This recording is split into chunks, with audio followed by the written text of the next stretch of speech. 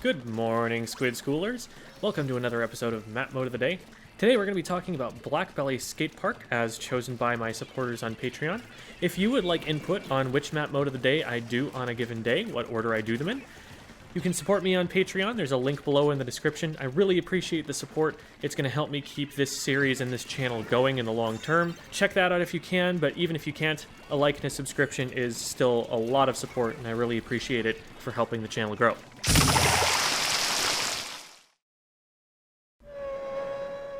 Here we have Blackbelly Skatepark. It's a pretty good map overall. There are a lot of competitive modes that do work pretty well on this map. This one in particular is one of the worst for it, and we'll talk about why once we get a little bit further forward on the objective line. Remember, this is tower control, so I don't even need to draw an objective line on the map for you. It's drawn already. This green line right here is what shows you exactly what you need to control at any given point in the map. All you really need to know is where the tower currently is and what direction it's most likely to move in the near future. So to start with, the tower is up on top mid here. This is pretty high up above the rest of the map, and so it makes it a pretty vulnerable position to try and fight over. Usually you're only going to see very certain types of weapons even try to get up there until their team has a significant advantage and knows that they have control over this zone right here. You might see like tri-sloshers, some of the like quicker one-shot rollers come up here. Some ambush weapons do like to be up here because they have close quarters proximity to anybody who they encounter. And that's where they want to take their fights from, but most of the time you're gonna want to win some fights before you attempt this. The neutral game is going to largely be based on fighting and vying for positions where you can fight from more successfully. If you are able to get someone positioned on top mid, that can be a really powerful position for weapons with really long range, for weapons that hit over ledges really well, because they have a 360-degree area around them where they can apply a lot of pressure to the enemy team and not be inhibited by cover. So that's a really nice advantage of being up here if you're able to either win the race to get up here, or your frontliner is able to get up here and get a pick on top of it, and you can install something like, I don't know, an Explosher. That's really strong here. Putting an E-leader up here shuts a lot of defenses out. The first checkpoint is directly in front of here, and the tower really just has to lower down into that position.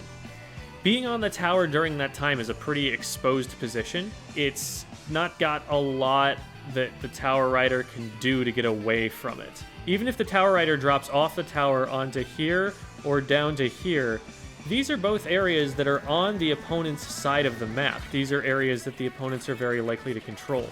So pushing the tower early on before any picks happen is usually not going to work out very well. You usually need somebody in something like this position controlling this zone to keep people from attacking the tower as it makes its way down to here.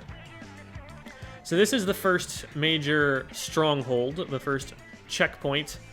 This is the point where defenders are going to want to stop the tower, and it is a pretty good defensive position. The tower is relatively low to the ground here, so somebody standing on this position has pretty even line of sight with the tower, so it's easy to get bombs on there. It's easy to shoot one side and have somebody else approach from a different side and shoot it. It's also a relatively vulnerable position, believe it or not, to someone standing right here.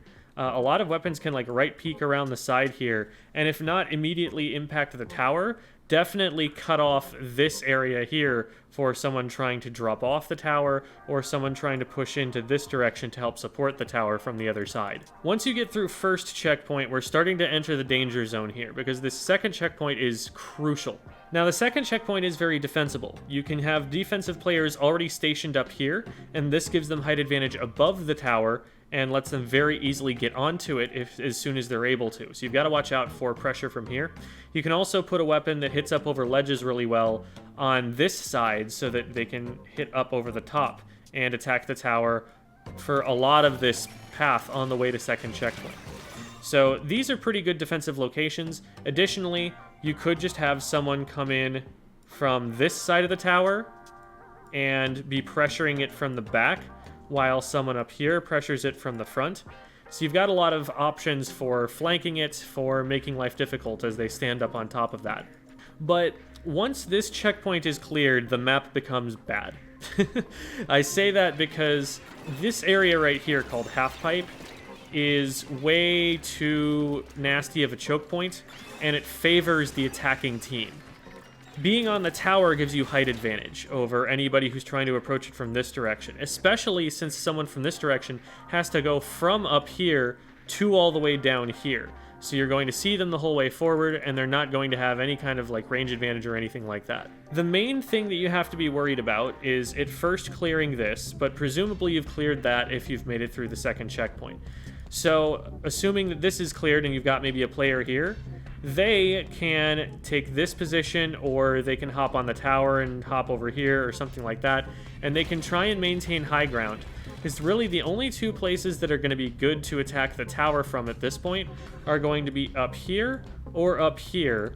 The one exception possibly being that it might be worthwhile to send a player from behind here to flank. Now this is a risky flank. This is a flank that is often caught out by the pushing team, because as soon as someone gets splatted, they're going to be coming through from here, or they're going to be coming through from maybe here, and they're probably going to catch that player in transit, especially if, you know, we've pushed it this far on the objective line. We've probably been painting a lot of this on our way forward behind us, and so this flanker is going to have to push through a whole bunch of enemy ink and be all the more visible for it as they come around from behind. And even then, they're approaching the tower from behind. If the tower is ready for it, they have height advantage.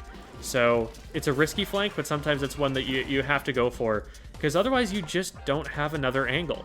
This angle right here is not enough to stop a tower push. The tower rider can just sit on the back right corner here, wait for one of these players to show themselves, and then let their teammates deal with them while they keep the tower pushing through this third checkpoint and then towards the KO region. This third checkpoint is really, really difficult to defend, because there's only really the front way that you can approach it from. You can approach it from here and kind of from here, but it's really easy for the tower rider to see both of those coming at any given point in time. As long as you're keeping some bombs up here, and so like a backliner can't just right side peek you and try and laser you with a Hydra or something, even then, staying on the back corner, a pretty good defensive tactic. And as long as you're occasionally checking the map to make sure this flank doesn't come through, generally if you get past the second checkpoint, the rest of this is really hard to stop. It's going to take a significant amount of force. Usually we're talking about specials here, something like a Stingray, something like missiles to crowd the players out of this position, displace them, stop the tower by threatening to splat it.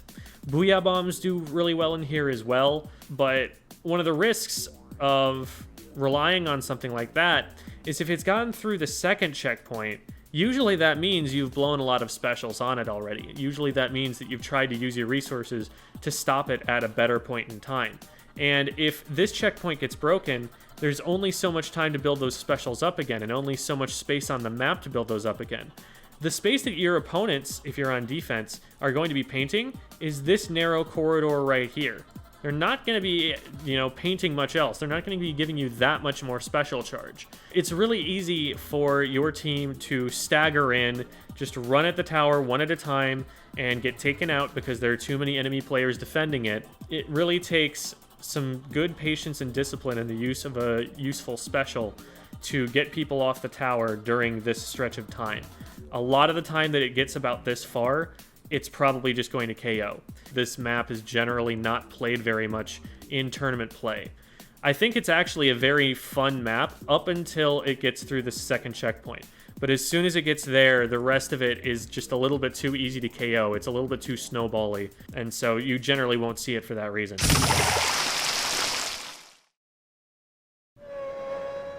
Weapon rolls. As always, Slayers, Skirmishers, your job is to push your team further on the objective line. So that means when the tower is here, what do you need to do to secure the tower around the first stronghold? You need this area around it right here. So you need to make sure that nobody's flanking it from this direction. You need to make sure that nobody is here in this location, which I call T. And you need to make sure that there's nobody trying to come up over the side or over this area called jail Top mid should already be cleared if you've already taken that, but, you know, something to watch out for just in case. It's your job to kind of think, all right, what kinds of weapons do they have? Where are they going to want to hide? Longer range weapons are going to be more likely to hang out around these kinds of areas at this point in time.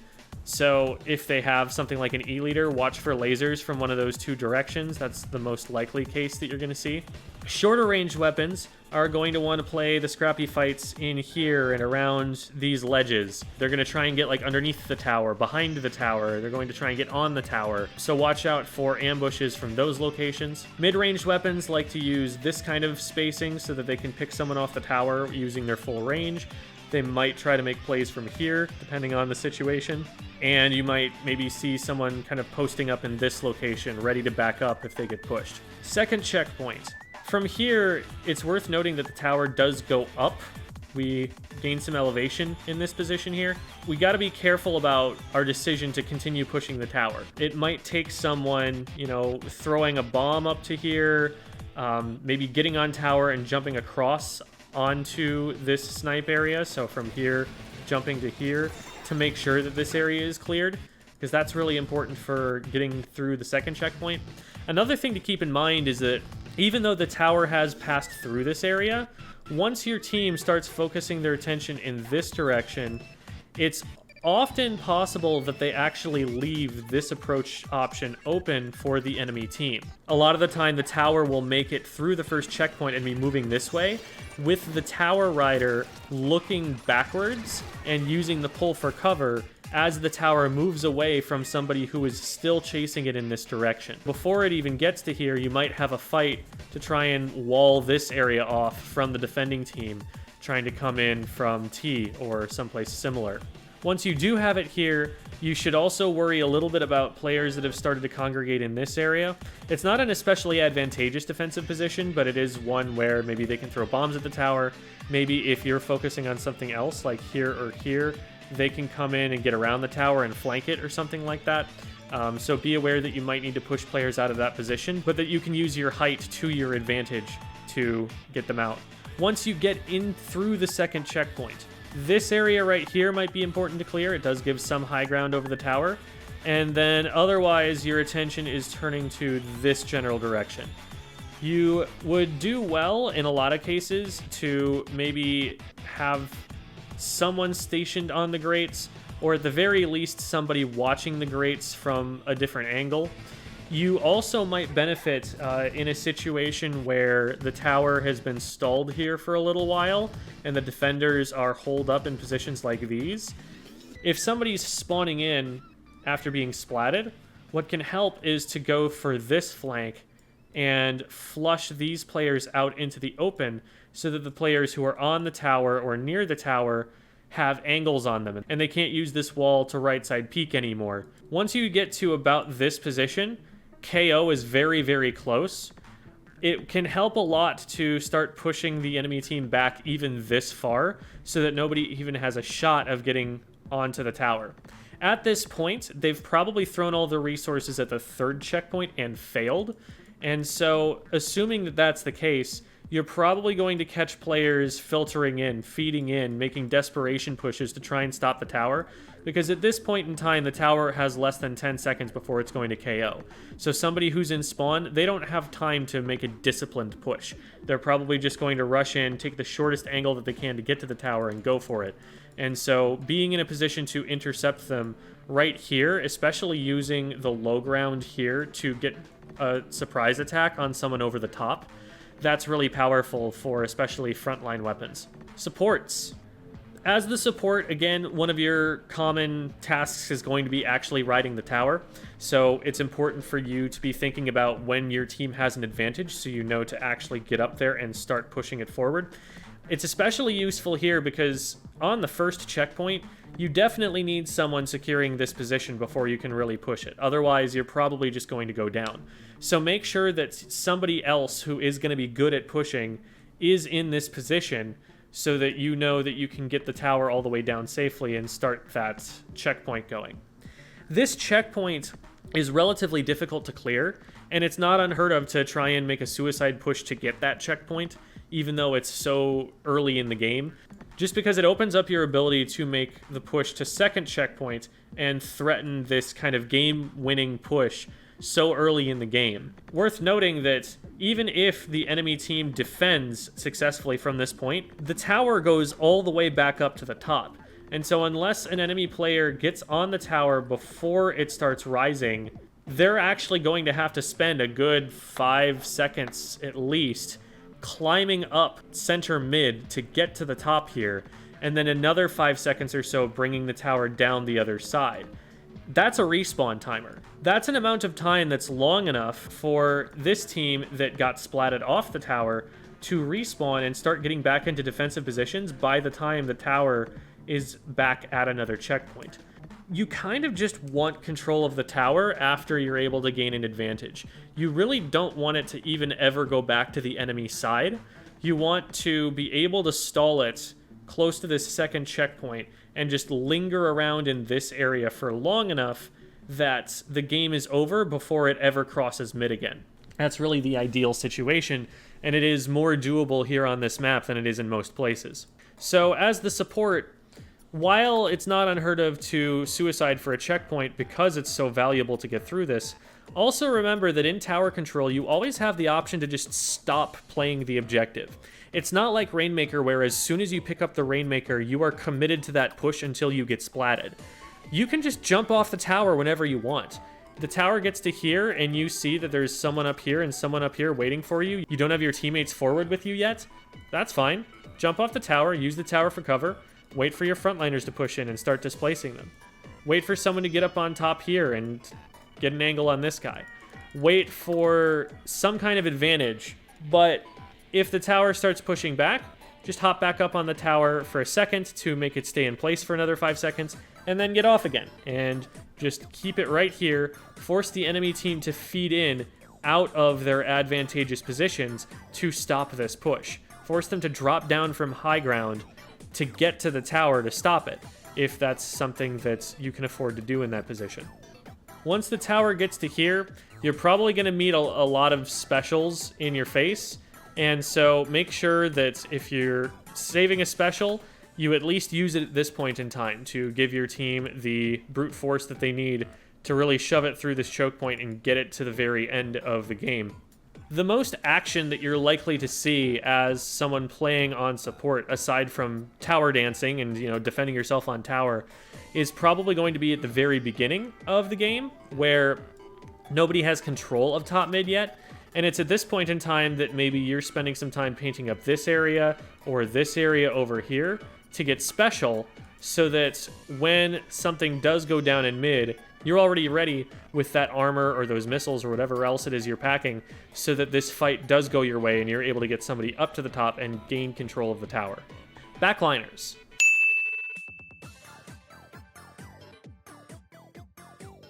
As usual, your positioning as a backliner is going to depend heavily on where the objective is pushed to. For first checkpoint, your options are probably going to be here or here. Occasionally you can get something like an E-leader in this position, but anything much shorter range than that is probably not going to be able to reach far enough to have enough of an impact on that. So these are typically the two that you'll see most often for backline weapons. Once it goes to second checkpoint, if you can rotate over here fast enough to be ready for it, this is a fantastic position. If you can't, at least getting up this wall and getting onto the grate over here can help a lot. It can stop players from at least pushing further into half pipe, and it can also help out with keeping players off of your snipe, off of this position, so that your teammates can occupy that and use that as a strong defensive position against the tower. As it's getting through the half pipe, this position is still one of your strongest. The ledge here isn't a bad place to be, but it's a little bit more easy to attack from ground level. So it doesn't quite give you the same advantages, but if you can't get up the wall in time, it's a great substitute for that position.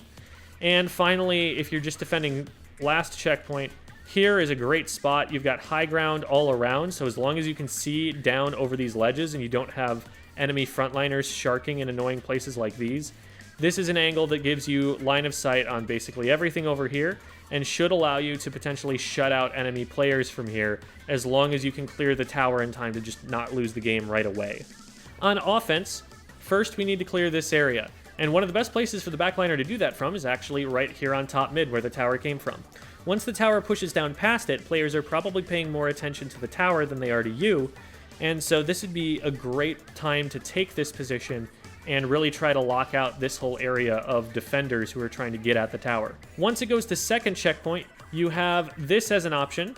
This is a really solid position. It gives you pretty good high ground. It lets you control this sort of area. It lets you control this sort of area really well. And then if you're able to make a more aggressive play, or if maybe you're the one riding the tower as opposed to your support player, something that can be really good is to jump from the tower up to this position, because you as a long-ranged weapon are going to be able to shut out any players with shorter range from you from taking this position from the grates or from below.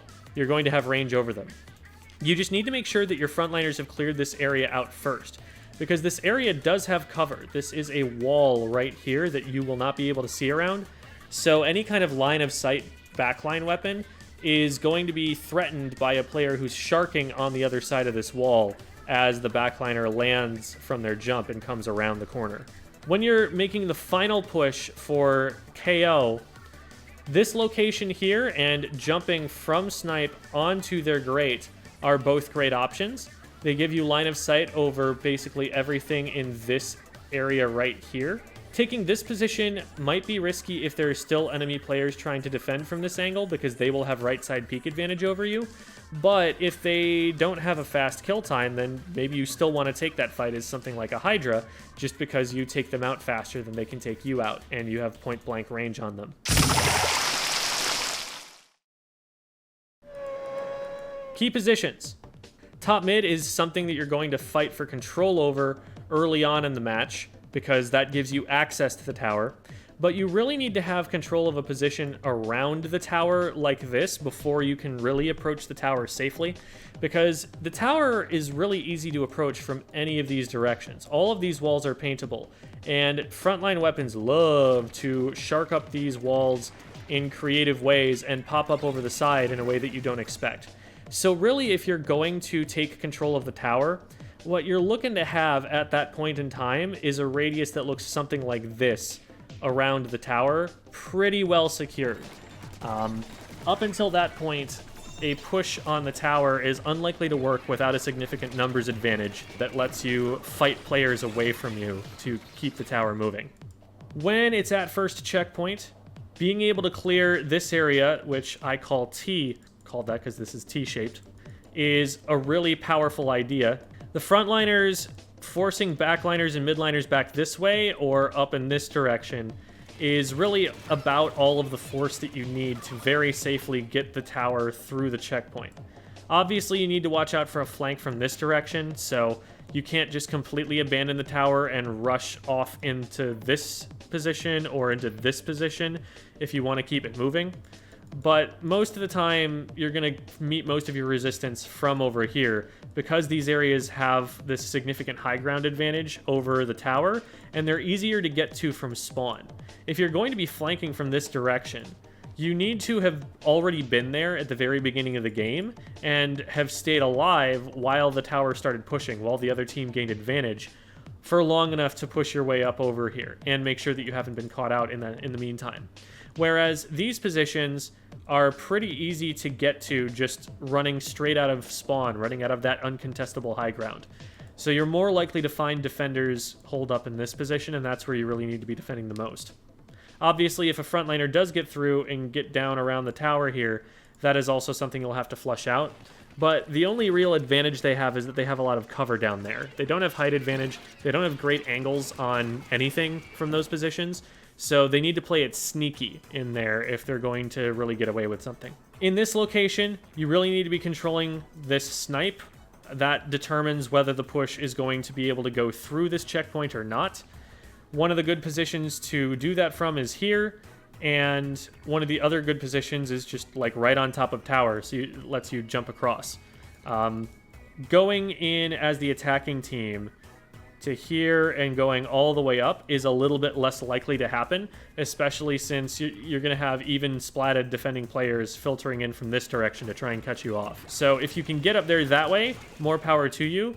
I think it's probably less likely to happen than you being able to hop on the tower and then hop across. Once you get in here, it's basically just a matter of can you keep the enemy team from pushing you off the grates. Everything else you have very significant advantages over if they try to push for you.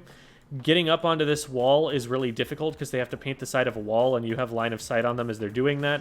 Pushing you from the very front, you have height advantage over them. They have no cover. There's really not a lot they can do with that.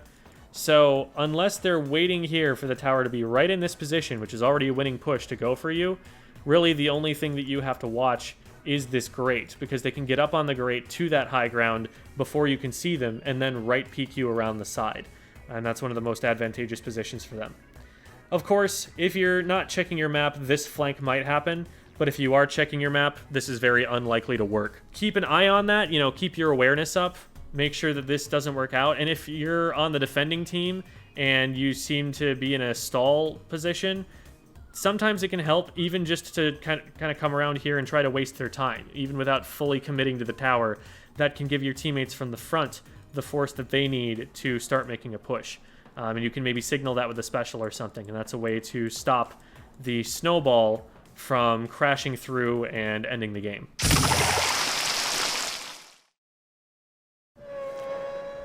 Main goals. Like we said, if you're on offense, first checkpoint, clear this area. Second checkpoint, clear this area. And third checkpoint, clear this area. If you're able to do those things, you should be able to breeze on through to the KO. On defense, you really want to stop them at one of the first two checkpoints. Really try to pull out all the stops to prevent them from getting these two, because the later ones are going to be more difficult to defend. You just don't have the same defensive positions to do that from. So make sure that you are in the correct position to be ready to defend when it gets to one of those checkpoints. Be thinking proactively. Is it going to be at one of those checkpoints? If so, where do I need to be for my weapon to have the greatest advantage that it can over those tower pushers? Once it does get through this second checkpoint, make sure that you are farming special. Make sure that you are occupying one of the few locations that are still available to you as a defensive player. Maybe consider this, but also this flank, if you're getting to about this point in time, will not reach the tower before it KOs. So there's a certain point around third checkpoint where making this flank becomes a bad idea. It becomes something that is just putting your team in a 3v4 as they make a desperation push to defend. Make sure you have specials ready to go and fire those tower clearing specials before it can get through this third checkpoint. And if you're able to do that, you still have a relatively winnable game as long as you can start to maintain mid control as a result of that fight going well. It is going to be an uphill battle, though, because you need to let the tower reset on its own so that you can get to this position and start clearing it up preemptively. And even if you start winning this fight, you're going to need to dedicate someone to getting back up on the tower when the time is right to start getting it down from here. And that also can put one of your important players out of play at a time where you might need them for a fight. So ideally, you just win the fight in neutral and get control of the tower from the beginning. But definitely really aim to be defending at these checkpoints, because if you don't, the game can, as we've said, snowball out of control really quickly. That's about all I've got to say for Blackbelly Tower Control. Hope you enjoyed. Please consider supporting on Patreon, but even if you can't, please consider dropping a like, subscribing to the channel, all of those kinds of things. Leave a comment. That helps the channel grow, and I really want to try and make this a resource that's available to as many people as possible, even into Splatoon 3 when that comes out. Your support is going to help make that happen. Much appreciated, everybody. Have a good day.